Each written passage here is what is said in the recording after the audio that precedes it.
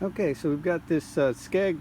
We've got epoxy sealing up all of the joints between the laminations. So we just took, and where we saw voids, we just squeezed the epoxy in. The Total Boat Thixo wood's what we're using. I want to say something real quick about this.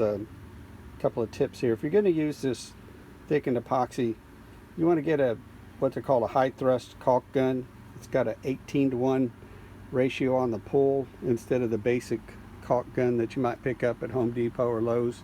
It's got 8:1.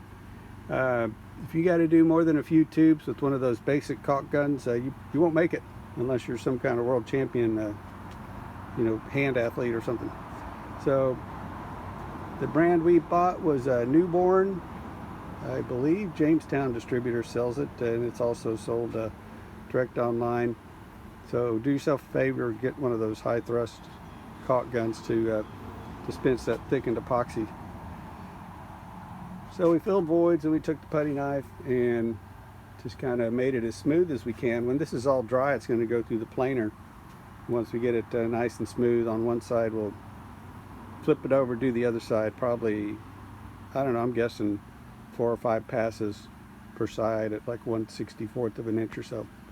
But one of the tips is, this is all wet and sticky on both sides, that we learned from Louis, tips from a Shipwright.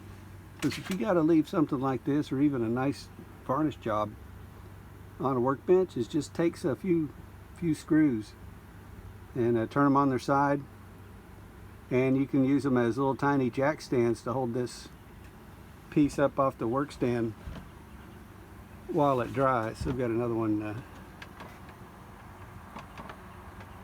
right down here somewhere, and so that's going to hold that piece up, that way it doesn't stick to the table, doesn't ruin the finish. If you've done a nice, we saw him doing it with a nice varnish job. Worked great. We tried it out and we like it. So thanks, Louis. Appreciate the tips. He's got a great YouTube channel. If you hadn't seen it, you need to go get a couple of gallons of coffee and check it out. You'll be there for quite some time looking through all of his great stuff. So I hope y'all are doing great out there, and we'll be back with you soon.